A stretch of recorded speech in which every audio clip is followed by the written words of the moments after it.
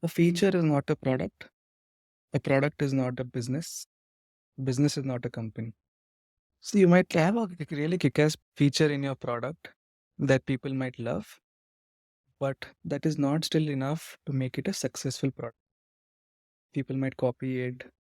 People might like it, but not enough to pay for it. When you make it a good product, it is a combination of multiple such features delivered consistently at a compelling timeline. But it still doesn't make it a good business. For a good business, all of the things that I told you about feature and product should be true. But on top of it, the unit economics should work out. Welcome.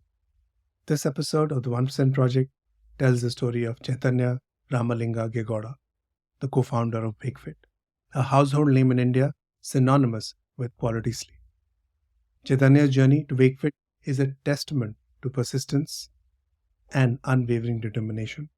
Before starting Wakefit, Chaitanya had 19 years of experience spanning entrepreneurship, management consulting, and operations. Wakefit is his third startup stint, co-founded with Ankit Garg, has emerged as a game changer in the world of sleep solutions.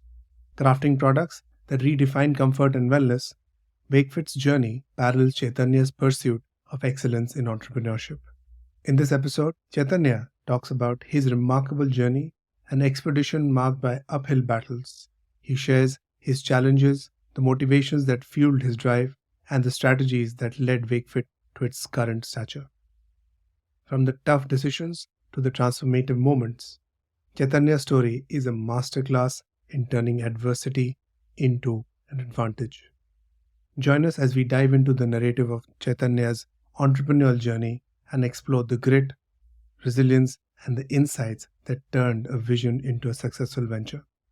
Subscribe to the show wherever you're listening to it and sign up for the 1% Project's Think newsletter at 1%.live for curated content that adds value to your professional and personal development. Stay till the end, where I summarize the key takeaways from this conversation. Why is sleep important? Pritish, there are three pillars to a healthy life: fitness, nutrition, and sleep. The first two get a ton of attention, and they're also very glamorous to show on screen. Fitness, you'd show somebody working out in a gym, really buffed up body, six pack abs, glistening sweat, pull ups, pumped up music. Very nice to show. Then you see food, and it is so appetizing to see. You'd see a ganache being cooked, pastry being served on a plate. You see how a five-star Michelin star chef would plate the food. It is so nice, so appetizing. But then the third pillar is sleep. So boring to show. And it is equally important. So that is why in popular media, in brands, it gets a very, very small share of voice and almost a stepmotherly treatment. But it is equally important. And now I think Ariana Huffington, then Matt Walker's Why We Sleep, Andrew Huberman kind of podcasts where they're talking about sleep health. I think people's awareness is slowly going up, but it's still a tiny, tiny, tiny fraction of what it should have actually got. And to come to your question of why sleep is important, people think sleep is resting, but it is far from true. Sleep has REM, rapid eye movement sleep, and non REM sleep. Both of them perform a very different role. You won't believe it. The forgetting of traumatic experiences, the reinforcement of strong and pleasant memories, long term memory association connections that happen in the brain, processing the good and the bad that has happened in the last awake hours, and whatever learnings you have had in that day, forming new neural networks and connections so that you use it differently in a next day or next occasion. All of that happens in the sleep duration. Obviously, the rest of the things like body recovering, lactic acid going down, all of that is a much more known thing that, oh, you rest, your body recovers. But the mental aspect is very, very big. In fact, it has been proven that when somebody goes through an extremely traumatic incident, like, for example, a sexual abuse or a car accident, the more they're able to get restful sleep, the better their processing of that traumatic event is and they move on faster. It's very pedestrian to think that sleep is just for rest. I completely agree. I listen to a lot of sleep podcasts, and by the way, till a few years ago, I was absolutely agnostic to the value of sleep. I would say sleep 5 hours, 6 hours, get back to work, or get up, go to exercise. Now, I've been trying to consciously practice that I at least sleep for 7 hours, 8 hours, and it has truly impacted my thought process and help at saying no because I have limited time. But coming to the other part of it, a lot of youngsters believe, and some influencers also promote, that everybody should be working 18 hours and you should just go out there and just not sleep at all if you can. How do you reflect on that?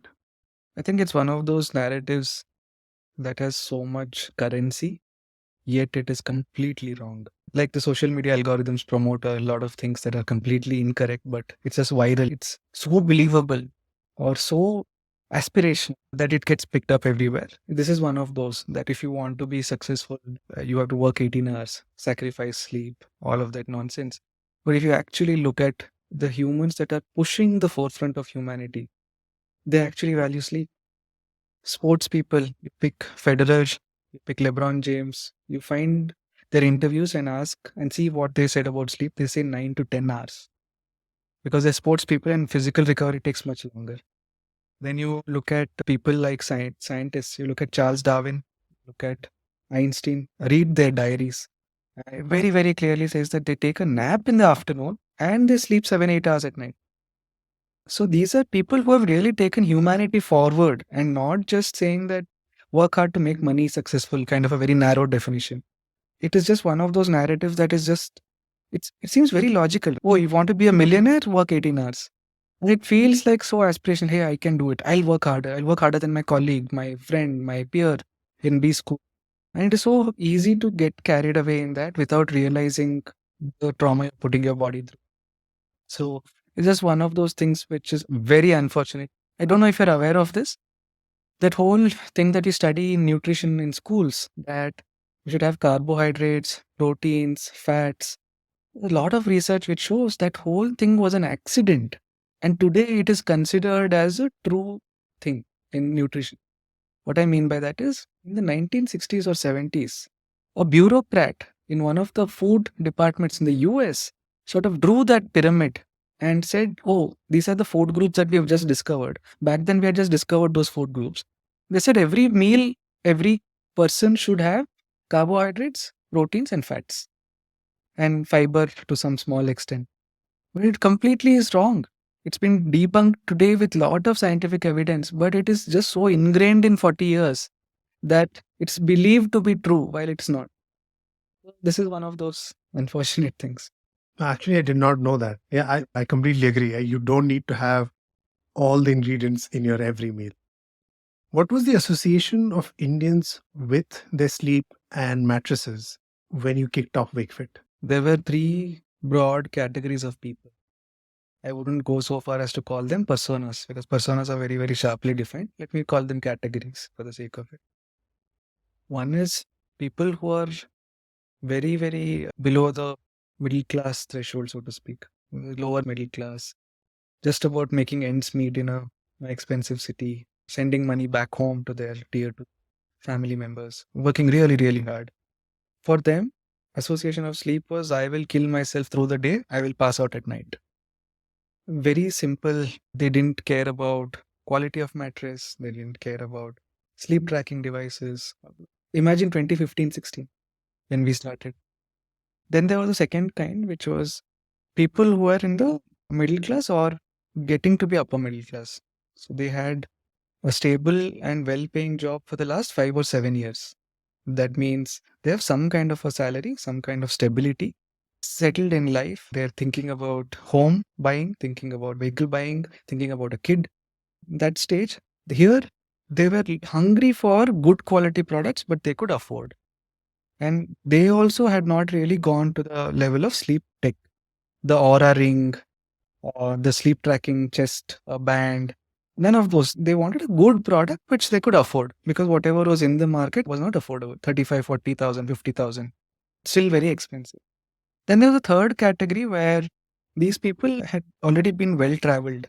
So they've lived in the US, Dubai, Singapore, or at least traveled on work for 7, 15, 30, 40 days. They've experienced good quality products and they are willing to pay more. They are even willing to pay 50, 60K, but it should come from something that is aspirational. I should feel like I've arrived. Sleep quality was second. They should feel that I have purchased the Mercedes of mattress. The feeling was what they were looking at.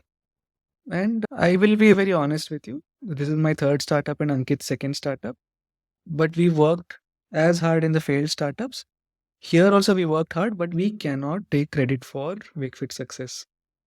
There were so many things that came from outside that enabled us to be successful. So the 2015-16 May, first of all, within a year or two, Geo started. Secondly, whole UPI and content, the payment ecosystem picked up very well where people trusted it, paying online. Third, because of all the content consumption, consumers were willing to give a chance to untested brand new companies who had zero reviews, never heard of them, but they were willing to put their money out and test. And the fourth thing that ended up happening was slowly and steadily sleep came into focus. Slowly, we contributed a little bit as a company, but the ecosystem itself, there was a lot of noise around that, and slowly people started talking about it. So, despite our hard work, that hard work meeting these 4 or 5 extraneous factors ended up making Wakefit a success to the level that we are in today. So, the market thought very differently. Each of the 3 segments thought very differently.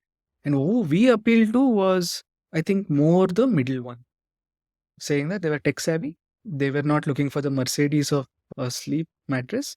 They were looking for, if I may say so, Santro of sleep, saying that really good comfort, really takes me from point A to point B, and I can afford it. So that is the kind of audience that we initially targeted. But today, as we've expanded to premium, we expanded to entry level, expanded into home furniture, sofas, wardrobes, the whole thing. But the association back then was very clear. Just 2, 3 SKUs, target this people who are just stable in their 27, 28 to 35, 40. Their association with sleep is good quality at affordable price point, no jazz. Just service them in a good way. That's all we thought about. Before Wakefit, there are a few things that you have done. 2 startups. You started even English classes in a garage in 95, 96. How has that experience been? And obviously, you also talk about a burnout that happened after your second startup failure. So let's start with, why did you start the 96, 95 English classes? And what did you learn from your other 2 startups before Wakefit? So the English classes, I've thought about why I started. What was my motivation as a 15-year-old? What would have driven me to do it? Is it pocket money? Was it just to use up that money for my pleasures? What was the reason why I would want to do that in summer holidays instead of just going and playing? So I honestly haven't been able to come up with a very clear answer despite introspecting quite a bit. The best I can come up with is there was some kind of chasing of freedom. Can I be my own boss even as a career? I don't know what I'm going to study, where I'm going to go after I graduate. I'm just 15 years old. But how does being your own boss sound like? I think very deeply, I chase freedom, I chase autonomy at a subconscious level. I like that fact. People can control their own destiny.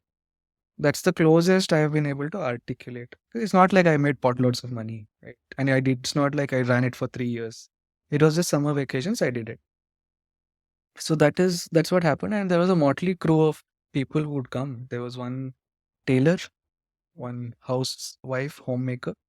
There were a couple of students who came from interior parts of Karnataka. They were knowledgeable about English. They were knowledgeable about physics, math, and so forth, but they were diffident. They couldn't speak English. And they knew that if they had to get a job as a salesperson, door to door, or as a shop retail person, they needed to speak English. Very different kinds of people with different motivations. Whatever I could, I taught. And that's how we approach. So I don't know what else I can think of about that stint. Learning something like English for individuals such as them, is it about confidence? Is it about the grammar? Is it about practice? What is it about? Who really becomes good in speaking English, at least spoken English? So, what would you say will be the key trait? hunger and confidence.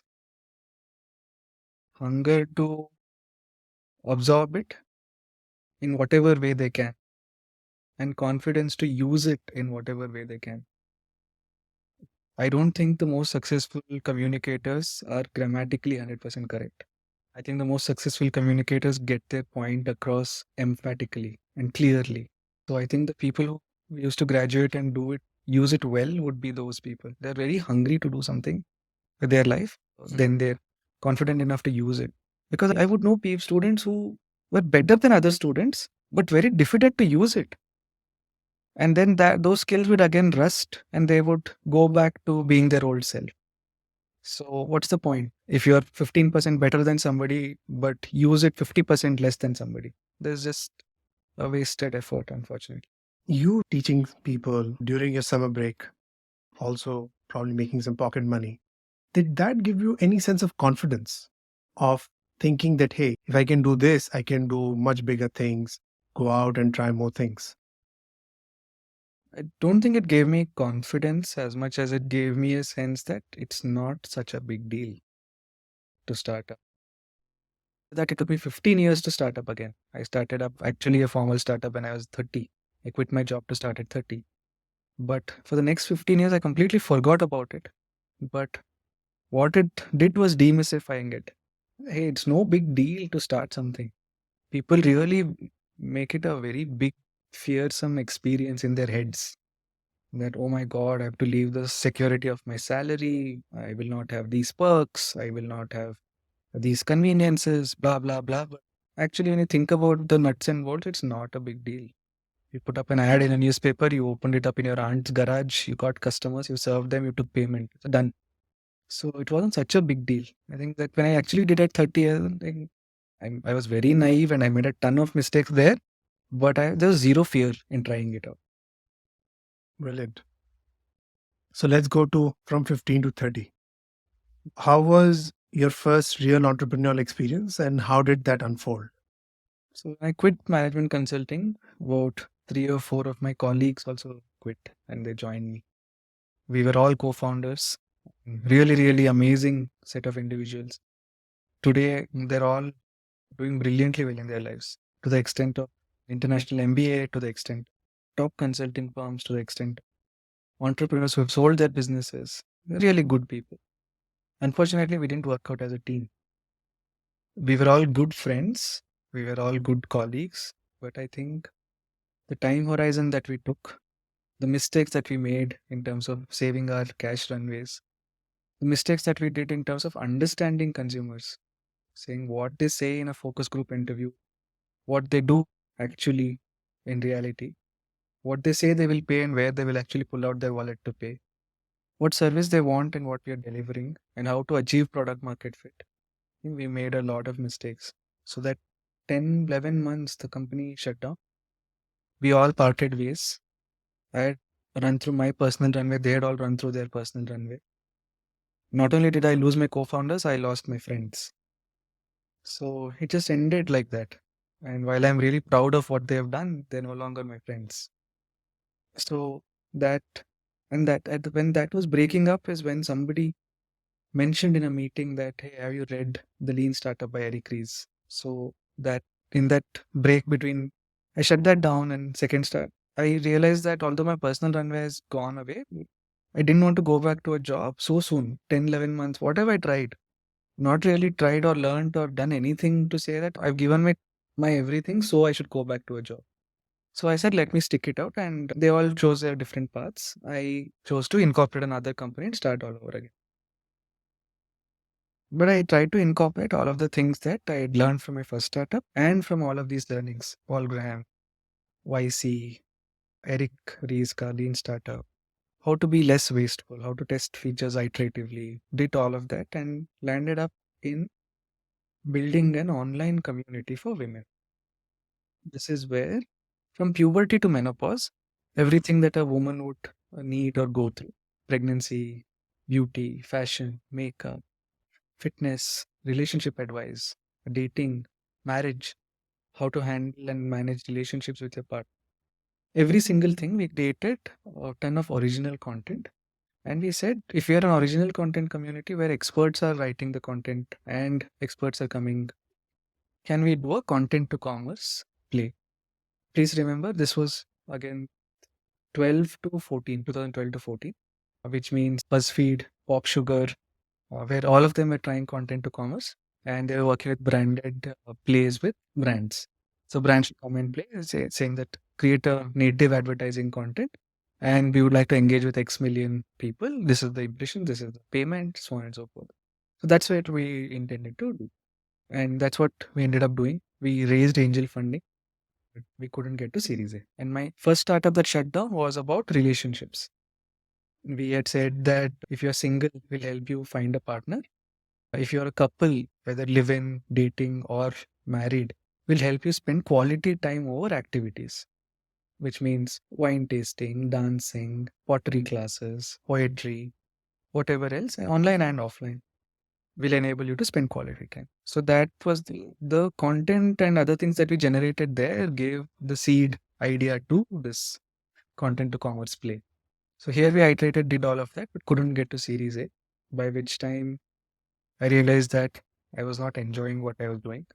I was burnt out from 4 years of trying, burnt out from doing 3 jobs in parallel, do consulting at night, take that money, partly put it company, partly take care of my expenses, all of that. And finally, it wasn't a switch. It wasn't that one day I woke up and said, oh, I'm not enjoying it.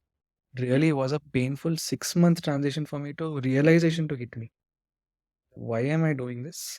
I'm not enjoying this. My customers are there, my team is there, but they're all limping around. It's not that my customers are saying stellar experience, I want to work only with these guys. Not that my team is saying, hey, we were 5 people last year, we are now 10, we are now 30, we are now 40. They're seeing growth in complexity, in team, in promotions. Nothing. So why am I just dragging it along? It's a dead horse. So I managed to get jobs for my team members. Very, very painful to shut it down second time. Shut it down and look for a job. And finally joined at a lower salary than my management consulting 5 years back. So that was the story of the first and second start. You went and did two startups, probably in a tenure of 2 years to 3 years, Yeah, about 3.5. 3.5 years, and you ran out of all your savings. You also mentioned that nobody in the corporate world was willing to take a bet on you, and you had a family. That all accumulates to a lot of burnout.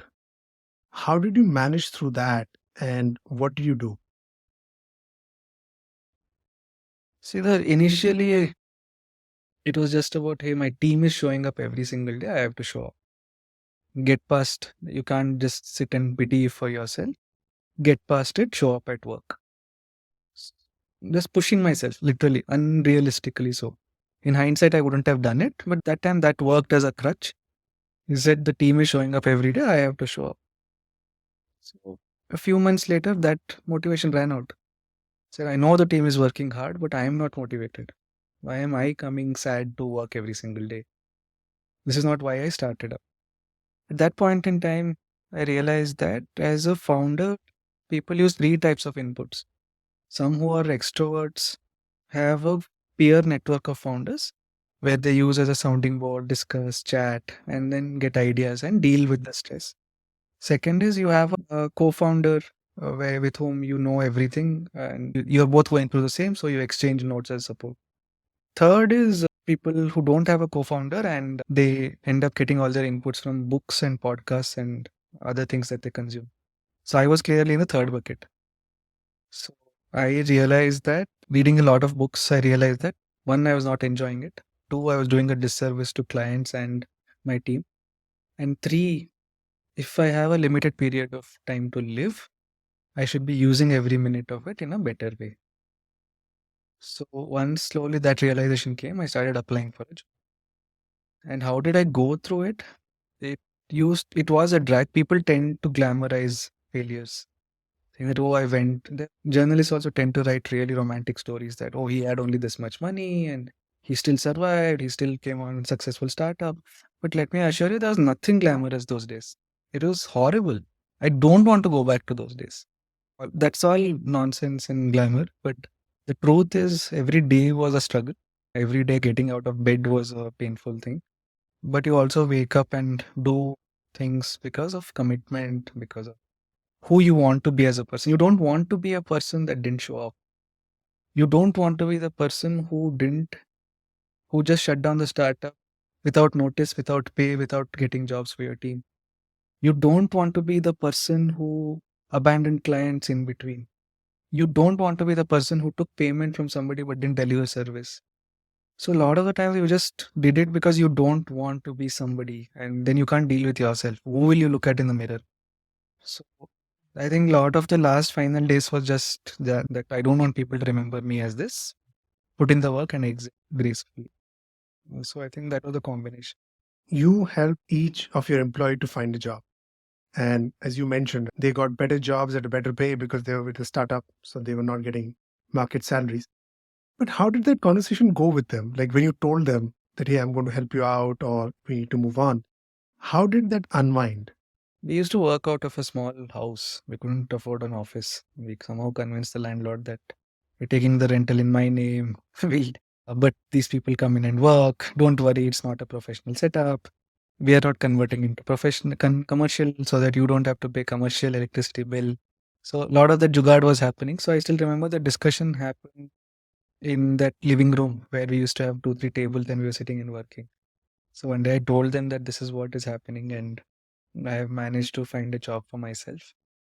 That means till the time that all of these ongoing projects, ongoing deliverables are there, you guys continue to work and your salaries will not be impacted. And so now that I've found my job, I've also looked at my contacts, my friends' networks, and so forth to find you all jobs. But you'll have to trust me and give me some time. So my joining is 2, 3 months away. In that period, let me figure out what I can. Definitely, there was a healthy degree of skepticism, but they also, to their credit, trusted me. They had all spent a minimum of 2 years and max 3.5 years with me. So they said, okay, it's very sad that we are wrapping. It was a tiny, very closely knit team. So they said, okay, we understand what you're saying, but it's a tough time. Should we also start looking? I said, to be honest with you, yes, you should. Because I said, I'll try and I'll do my best. But if God forbid it doesn't work out, you should not be the only avenue you're depending on. I know you're getting married. I know you're trying to get a bike. So all of those are youngsters, 27, 28-year-olds. So they said, okay, thanks for the honesty. And I said, the only thing I request is if at all you get the job, please ensure there is a joining notice period such that we finish everything that we've committed to clients. We did that. But to give them credit, they all waited. None of them came back at the end of 2 months and said, I have a job or I'm leaving. Thankfully, we were able to get interviews and jobs for all of them, literally. To this day, I'm most grateful about that. And you won't believe it, 3, 4 of them were or are part of Wakefit. You helped turn around their fate, and you were at the cusp of your fate turning once you joined the startup. You met Ankit there, and Wakefit is a history after that. But having said that, why did the startup hire you? Because I understand you are a sales and a marketing person and strategy. Your personality is not the hero type, somebody bombastic walking in. I'm going to close X deals, I'm going to make X millions. So, how did that unwind? No, I'm just grateful that they gave me a job, but it had nothing to do with my past experience. They had just raised a round of funding, 100 crores. One of the co-founders in that company, you was my co-founder in my first startup. Can you imagine? He referred to his CEO saying that I know this person. He used to be my boss in management consulting. We did a startup together. That shut down. I have no friendship with him anymore, but he's available. And that CEO met me for dinner. And the role was operations, and we had to build a team from 0 to 650 people in 4 months or something like that. And I had never done ops before. You had to hire, train, set SOPs, and run such a large team from arranging laptops and internet connection to training them and responding to customers. That was the opportunity. And by that time, I was desperate because management consulting, my previous companies had not accepted me back. other companies that I was trying, they were interviewing but not giving me a role. They said, you were a founder CEO, but basically that means you've been doing everything from a peon's job to a CEO's job. What are you an expert in? Why should we take you? But this one in ops, it was literally about working hard. They did not require to see me that I was a great strategy consultant or I was a great techie or I'm a great product guy. Nothing. The bar was very low and I met that bar and there was an urgent need. So I'm still very grateful for that company, for the person who referred me and for the person who hired me. And all they needed was somebody to work 17, 18 hours. We used to be in office. The shifts would start at 7 a.m. and it would go on till midnight. Continuously you had to be online and just hire, get them trained and respond. So I just fit the bill and they hired me. That's fascinating. Somebody has to take a bet on you. Yeah. Yes. And I'm assuming during this period, did you learn the whole thing on the go because you had no time? Or did you actually read or spoke to friends who were in operations? How did you equip yourself? One was first principles thinking because that kind of company was not done. It was a company that was trying to put everything into a super app and solve through chat. What today is being called as NLP and chatbots, we were doing it in 2015 through a combination of manual and rules. And that's why the 650 people. And we were trying to solve every category: movie ticket booking, e commerce, food ordering, cab ordering, everything into one super app, but done through a chat interface. So there was nothing where I could go and just learn from that. So it was first principles thinking and working closely with the team and long, long hours. Second point was every vendor interview that I did saying that we want to partner with you, where we were actually trying to partner, they felt that they were pitching their business. I felt like I was in a school. For them, I must have looked like a client, but for me, I was looking like a student. I was absorbing everything like a sponge. What are the metrics? What is AHT, FRT, first response, average handling? Every single thing I was learning like a sponge. Frankly, that became the genesis of Wakefit's customer experience DNA about 3 years later. I was exceptionally hungry to just absorb and learn and say that these people have hired me, I should deliver. I didn't want to be again without a job. So those were the two things. First principles, daily looking at metrics and data. And second was every single vendor metric, learn from them. Now comes Ankit, who you met there. Obviously, you guys had a great jugalbandi, had a good understanding. He's 8 years younger to you. I know as time passes on, he'll still stay 8 years younger to you. You can't take away that from him. You talk about founder market fit. And with Wakefit, that hypothesis really comes true. Can you double click on that? What does that mean? Maybe an example will help. That company that I told you about, where we were helping singles to find partners and couples to spend quality time. That required, on the offline part of it, that required a lot of socializing. At those events, wine tasting, whiskey tasting, dancing. And if you see me, I'm the kind who's very happy with a book and newspapers or writing with a pen and paper. And socializing for joy is the farthest thing that I do. So I thoroughly did not enjoy that stint. And here in Wakefit, it was so beautiful. Ankit was brilliant at new product development from the chemistry level, not at a trader level. The chemistry of foam, the intricacies of the chemical reaction, what material gives what benefit, why is it important, and very not because it was a job, because he was simply passionate about it. On the other hand, here I was with one startup where I did a lot of digital marketing. One experience where I learned how to handle large operations teams. Seemed like such a natural fit that I was handling building the website, building the order management system, product managing it for that 1-2 year period, generating demand through digital marketing and SEO and so forth, and setting up a small customer experience team with 20-30 people. So it just so naturally it worked out that it fit my strengths where it is about data, trying it out with analysis, thoughtfully iterating it, being very logical, not just randomly doing upheaval for the sake of upheaval. Or a lot of these founders have this unspent energy, and that is used in completely throwing the team into disarray. I'm not at all that person. I'm very happy putting my head down and just executing. And Ankit, on the other hand, was brilliant with product, production, shipping, warehousing, new products, new categories, adjacent expansion. Brilliant. So that is where I think when you said founder market fit, he enjoyed what he was doing and he was great at it. For me, it was I enjoyed what I was doing, but I was not great at it. I was learning all of these things on the job. How does customer experience look like for a product company? How does digital marketing look for a product company, not like for a content company? So I was learning it, but I enjoyed it. So I think that's where it worked out. And then the external factors helped out and we were at the right place at the right time. Let's talk about building Wakefit. Is a startup or a business an extreme expression of the founder? In the early days, yes. In the later days, that can become a curse. In the early days, the startup is a extreme expression of the founder's identity, behavioral traits, and hunger.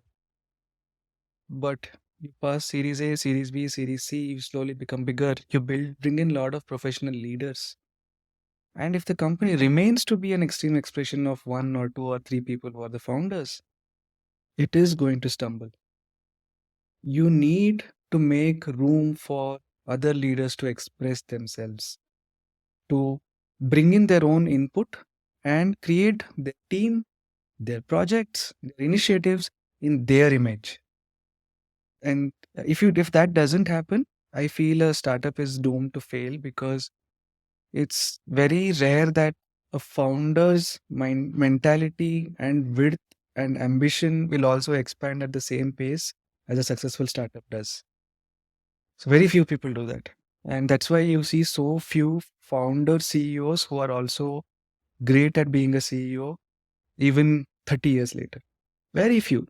And even if somebody great like Steve Jobs had to be kicked out and then he came back, then you saw Bill Gates, he remained primarily because it was a monopoly and he was a brilliant person. But very few. Zuckerberg, 20 years or so, he's been there. Not many people transition for 20, 30, 40 years.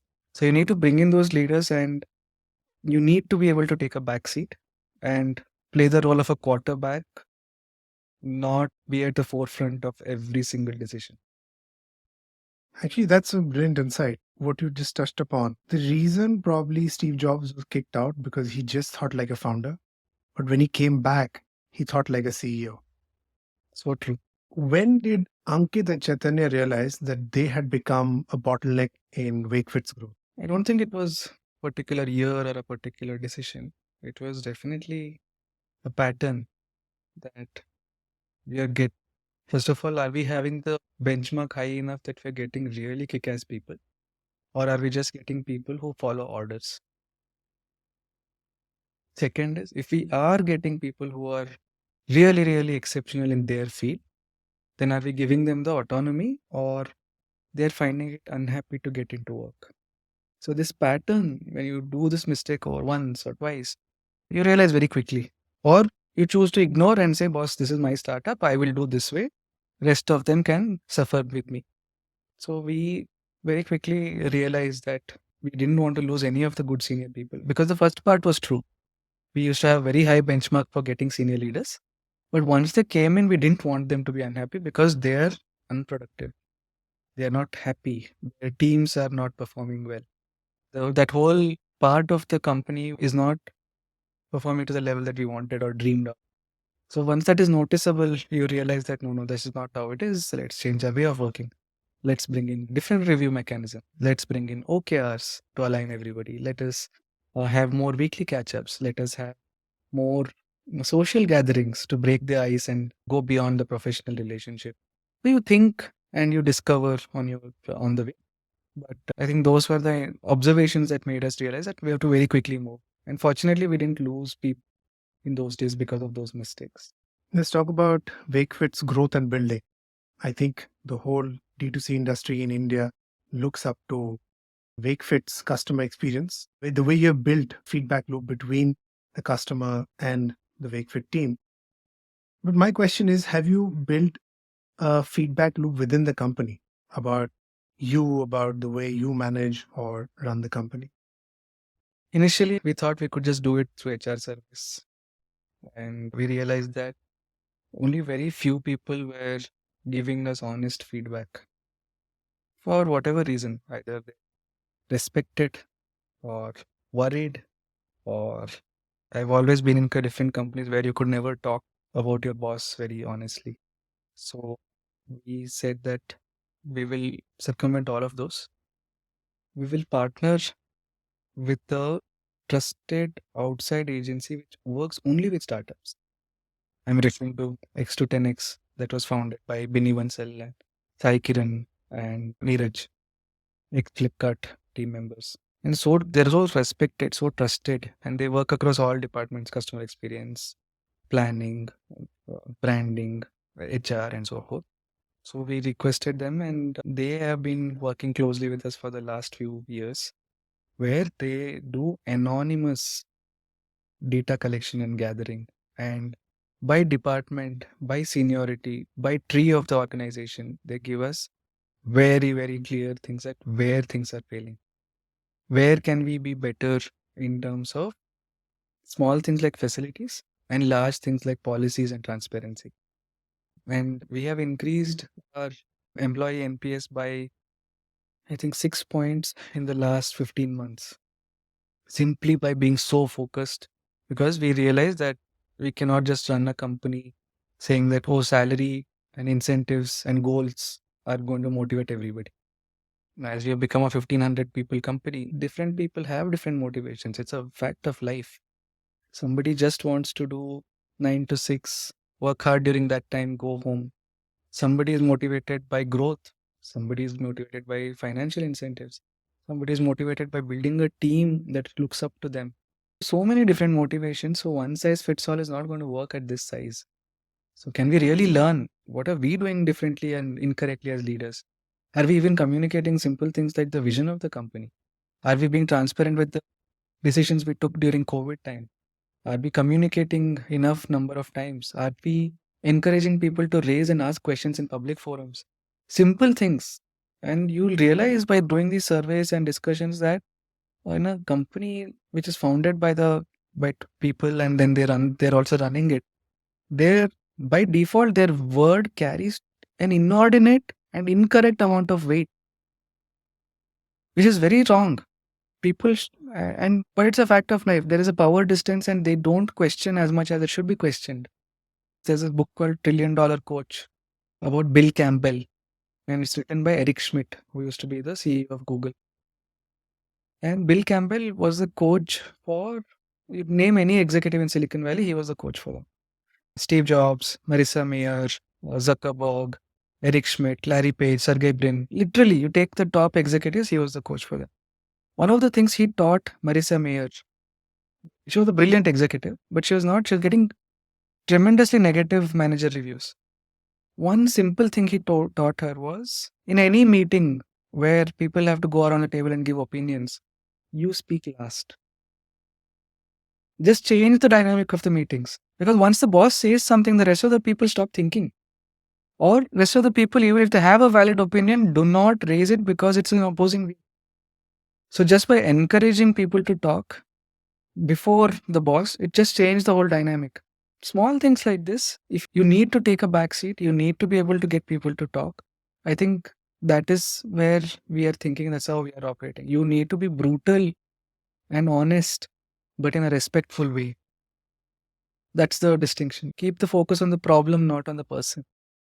So, can we build that culture of questioning? We are there on the journey. I don't claim to have solved it. I think you are way ahead in that journey, and congratulations for doing this, because without it, I don't think anybody can sustain a generational business. I think you have very distinctive views about branding versus marketing.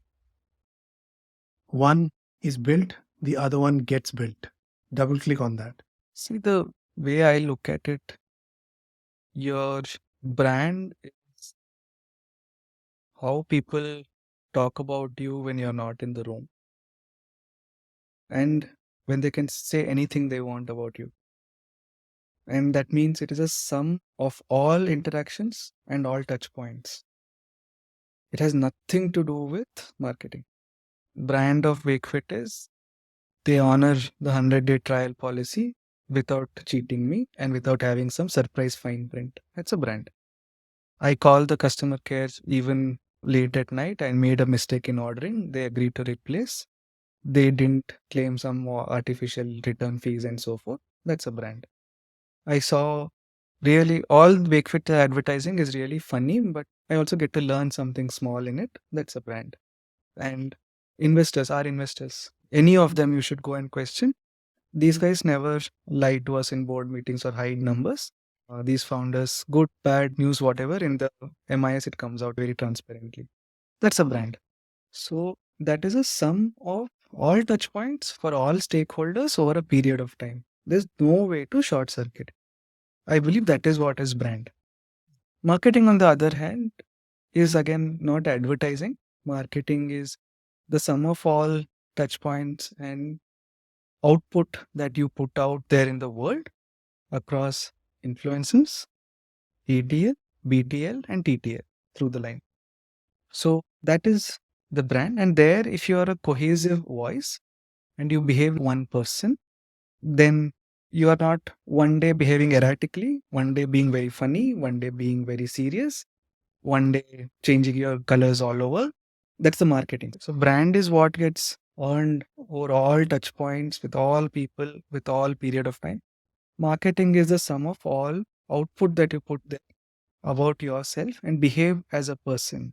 You will have good days, you'll have bad days, you will have all kinds of emotions, but are you behaving within the constraints of one person's personality? That's what you build as marketing.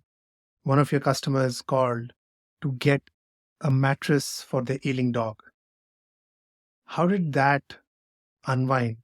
And the reason is because this goes back to how you build the brand and what did marketing do for them to actually make a phone call or reach out to you and find something that would help their ailing dog to have a good last few days.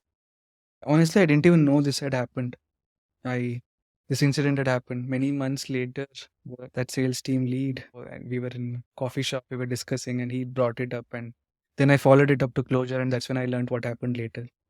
So that is when I felt that we have built something where other people have found value to learn and behave on their own without telling me, without checking with me, or without doubting that this is part of the culture or not. So the incident was an older gentleman called and said, I had this dog for a many years. It's 13, 14 years old, cancer. It's not going to survive for many more months. And we've read about your product. I'm not going to try it. You're a new company, but how is this product for the dog? So the team explained everything and said, even our founders, kids are sleeping on it. It's a good quality, all of that. But if you're sure that you want it for the dog, no problem. But one small request, the 100-day trial might be hard to accommodate if your dog sort of rips it apart with its claws. Is it okay? So the customer said, yeah, it's fine. Let me try it. So we ordered, we sent the mattress, and that's about it. Done. Case was done.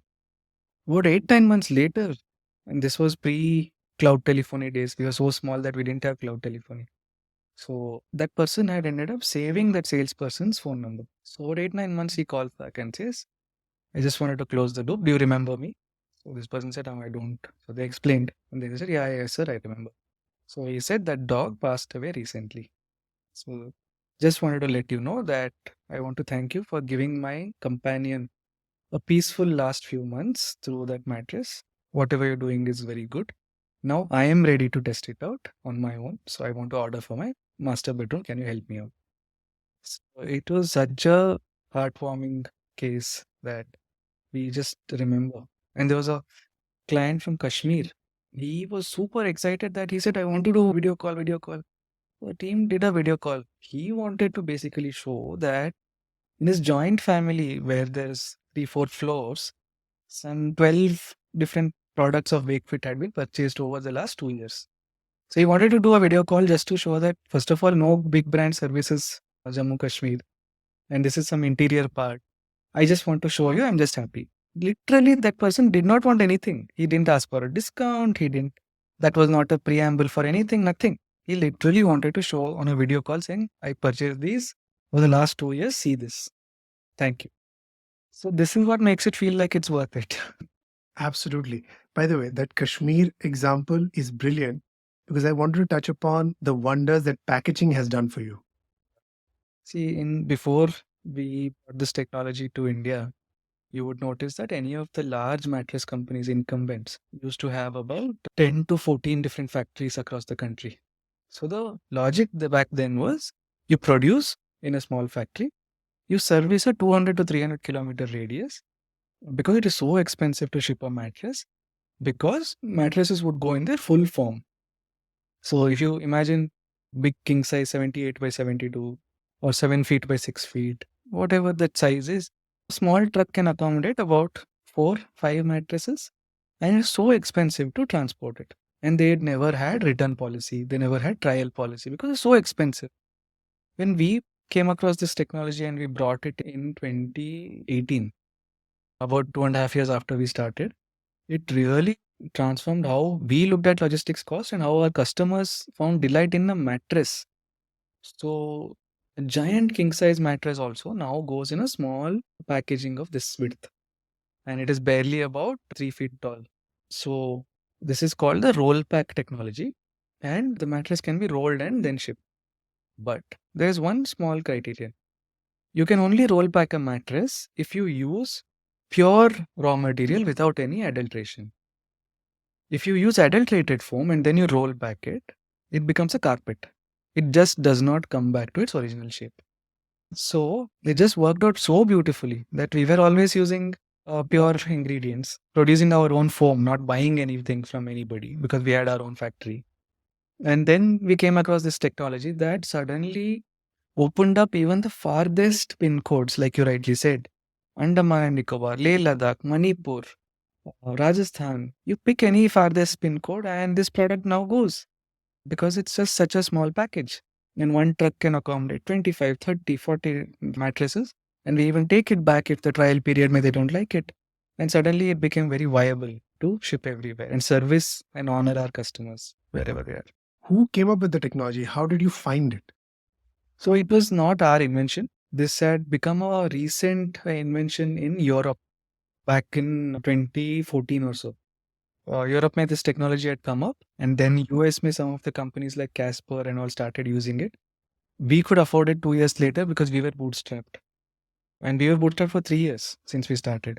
Nobody would invest in us. So those 3 years maybe we couldn't afford. Finally, we saved money and from our profits over nearly 9 months. Then placed an order for this, negotiated some terms saying that we'll pay later. And we were one of the first to order and get this technology. And now it is hygiene factor for anybody entering the industry, which is a big improvement for customers, I would say. 40 plus investor rejections. For the first round. And then Sequoia comes in. You started a business which did not even have a category on Amazon, but you landed up convincing Sequoia. What did they bet on? Even Sequoia declined. Even Sequoia declined. I think they were 42nd or 43rd investor we met for our first round. And Sequoia also declined. But about 45 days later, they again came back and said, we'd like you to meet another partner. So we would like to pick up the conversation. What is the progress? How's the company done? And this time around, it converted. So this was nearly 3 years after we started. I think they bet on us, Sakshi. I've asked GV, who were the partners who led the deal back then. I think 2 3 things worked in our favor. Number one was that this was a category in D2C where the ticket size was high enough that the first transaction itself you could make some money. You could be EBITDA positive on the first transaction. That whole thesis of acquire a customer, second, third, fourth may you make money, till that time you're loss making, was a very scary thing back then. So this seemed like a good value proposition because the ticket size was higher. Second thing that they believed in was our full stack backward integration. In 2015-16, when everybody was talking of being Uber of X, I'm Uber of laundry, I'm Uber of shoes, I'm Uber of apparel. And here we are like a very old world business setting up a factory, taking up assets, taking up long-term lease, importing machinery.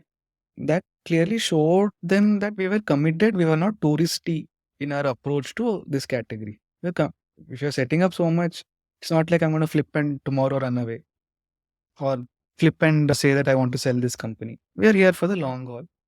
And that backward integration opened up definite avenues for margin improvement. I think the last thing that worked in our favor was Ankit and I both had gone through our own respective startup failures, our own normal middle class backgrounds.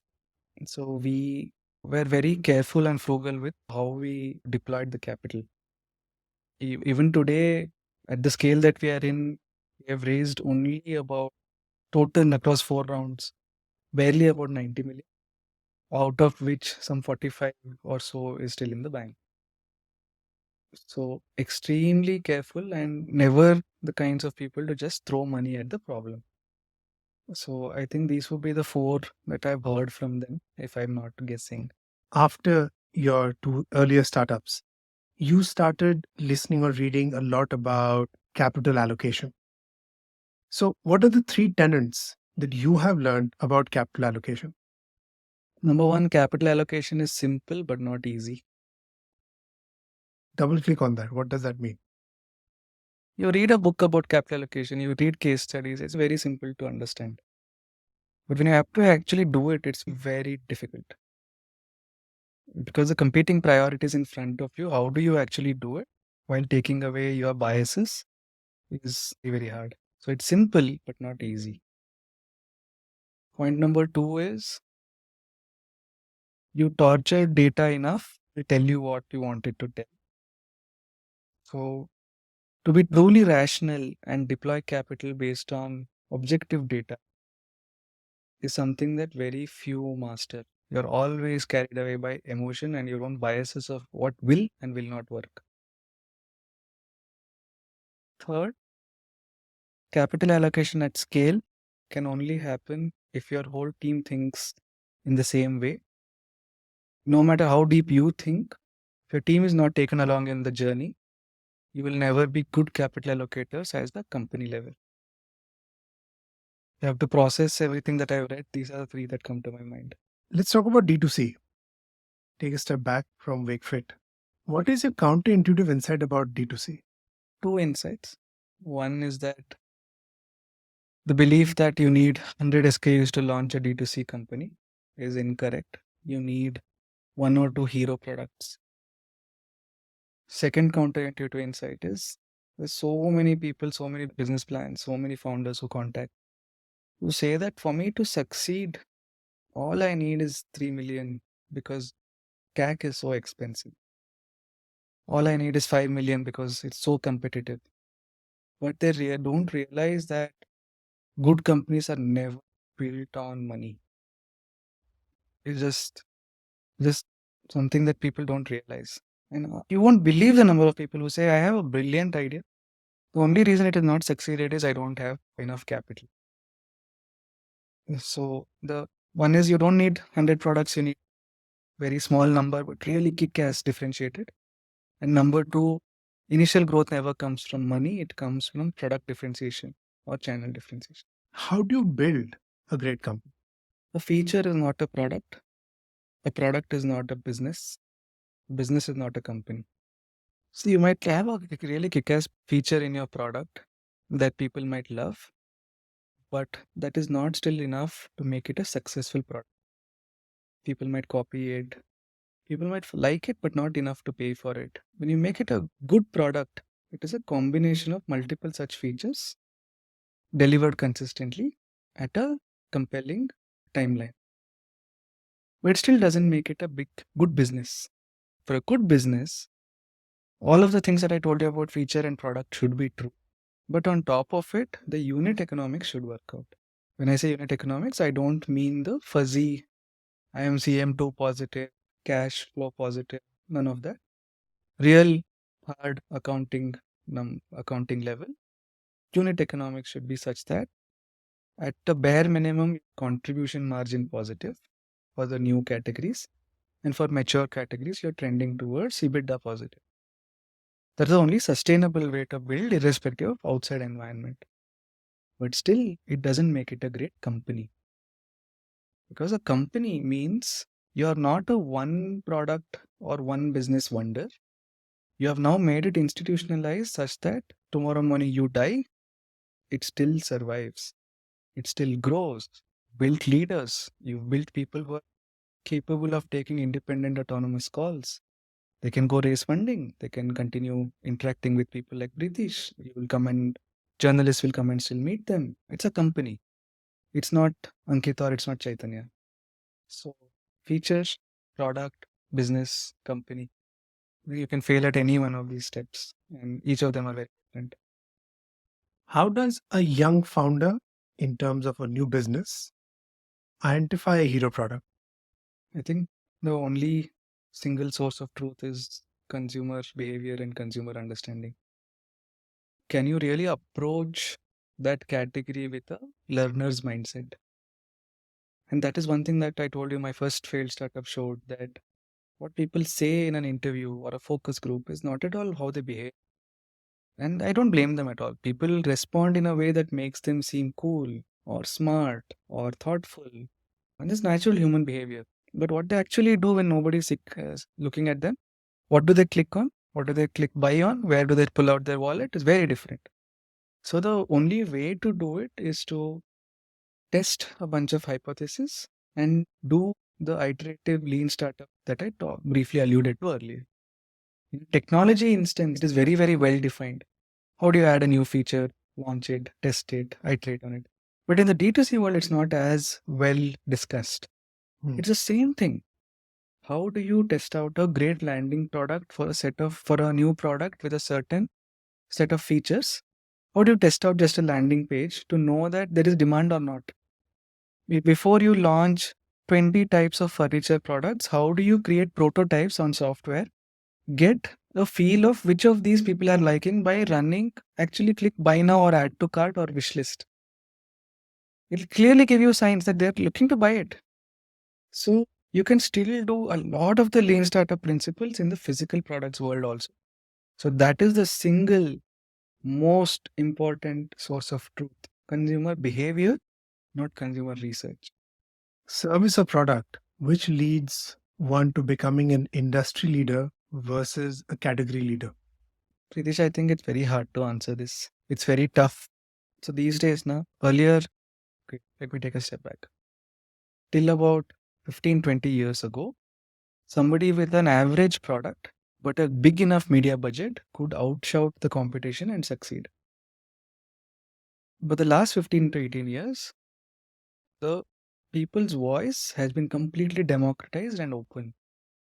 You cannot survive with an average product and inferior service, no matter how much money you put into marketing, because the negativity on social media, on Google, on Amazon, on Flipkart will just overpower no matter how much money you want to spend. So it is just impossible. I'm not even saying it's difficult. I'm saying it's impossible to just continue to survive and grow into a massive industry leader by having an average product and average service. It's just impossible these days. You won't believe it. I worry about one negative review today, and then I chase it down and say, what happened here? How do we rectify it? What can we tell the customer? How can we replace the customer's product? What part can we ship? Can we send a porter tomorrow morning? So we today at this scale, we still worry about one single negative review. That you have to be on top of that. I'm sure there are a number of companies who would like to compete with Wakefit and build a similar thing. Yesterday, actually, I was reading Jamie Dyson's book from Dyson Technology. I just read the line. I found it very interesting. He says, copying reduces the choice for consumers rather than encouraging different products working in different ways and achieving different objectives. Do you agree or disagree with that? Strongly agree. Yeah, and you're right, competition has so many have sprung up. Nearly at some point we used to track 25 or 30 companies. And we are a weird company, so we have three sets of competitors. One on mattress side, one on accessories side, and one on furniture side. And a lot of them do tend to copy us. So over a period of time it becomes that observe them, notice them, be aware of them, but just ignore them for the rest of the business decisions. Because it's really scary to think that you can just look at competition and take all your decisions based on that, because that means you're doing a disservice to your customers. And in our industry, barrier to entry is very low, barrier to scale is very high. So we said, okay, no problem. Let 20, 30, 40 companies come. Let's not lose sleep, but be aware because the next big disruptor can come from some small garage. Don't be cocky about it, be aware, but don't get obsessed over it either. And scaling is so hard because we know how difficult it was to arrive at the material margin and gross margin levels that today we are operating at. We know how much difficulty we had to face to shave that 0.5% production overhead. And we know that somebody who's just contract manufacturing and running it as a trader will never achieve. We know how difficult it was to launch a new product after 9 rounds of testing, humidity, temperature, stress, heat dissipation, like 9 things that you'll go through. We know how difficult it was. So if somebody is just copying something from outside and giving it to a manufacturer to say, do it, I'll start my margin, good luck. So we know what our strengths are, but at the same time, we have to be super aware of everything that's happening. That's the balance. A lot of companies say, oh, I ignore my competition. We should never look at competition. But I believe that is also another extreme that is not correct. You need to see, you need to learn from everywhere. What is the kindest thing somebody has done for you? While I was on a road trip, it started pouring and I was on a bike. And this was in interior Maharashtra somewhere. I stopped below a tree and I was standing. And right next to the tree, there was, it was a deserted highway. Some construction was going on. And there were a bunch of laborers who had just woken up and were cooking for themselves. So they just called me, gave me their bed. They continued cooking, continued chatting, and they let me sleep till rains ended. Then I left. They wouldn't take money from me. They wouldn't do anything. In fact, offered what they had cooked. And they were just construction laborers. They had no business knowing me, talking to me, helping me. They just called, helped, done. Just imagine the generosity of heart that is needed to simply do that for a stranger with no expectations, genuinely no expectations.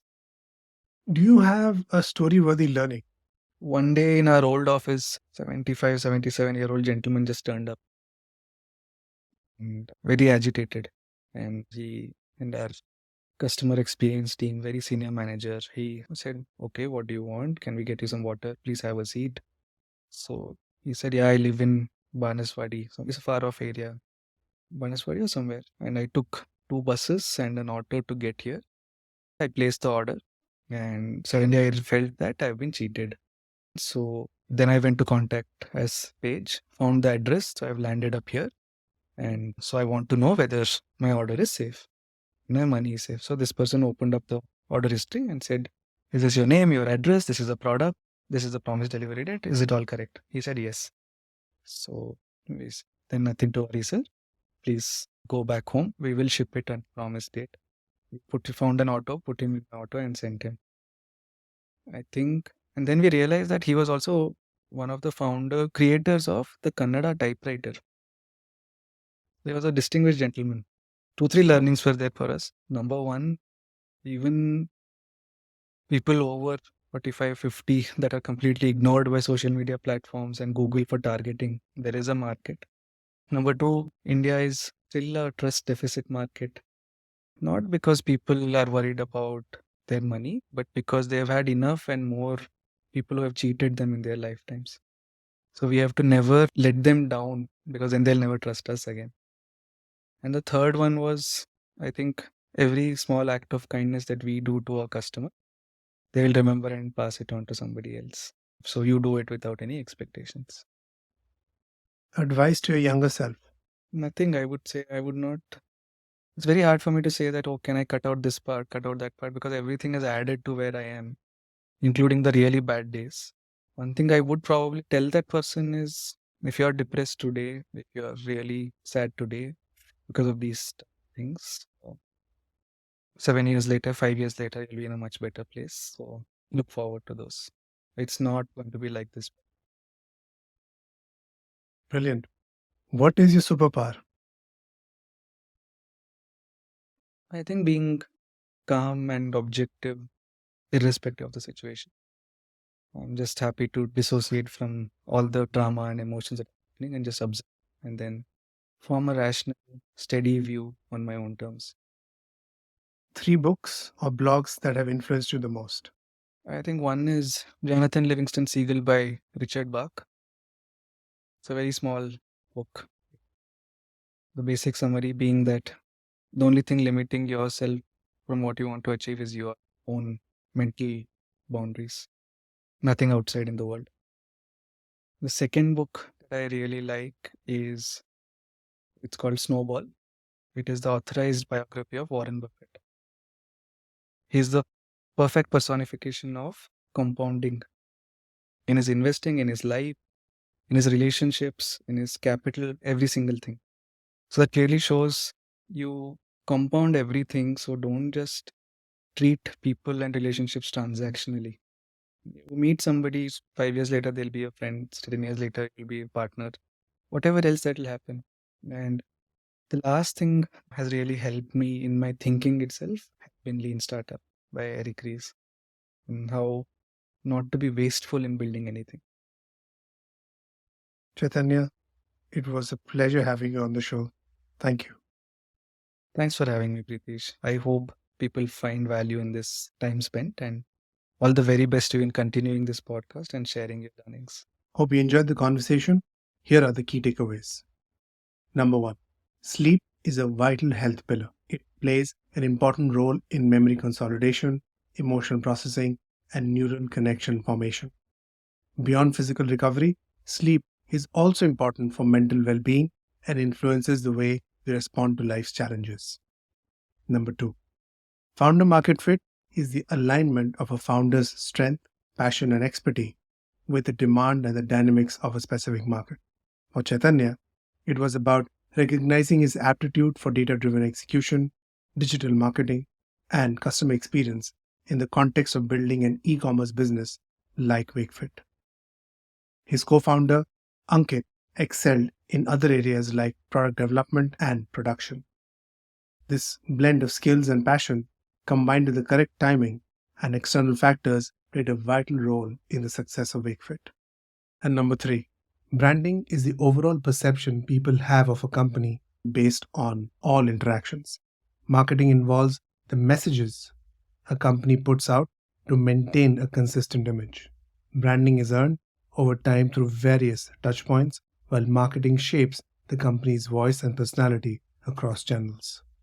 If you enjoyed the episode, share it with someone who will find it valuable. For any recommendations and feedback, you can drop me a line at pritish@1%.live. That is PRITISH@onepercent.live. Until next time.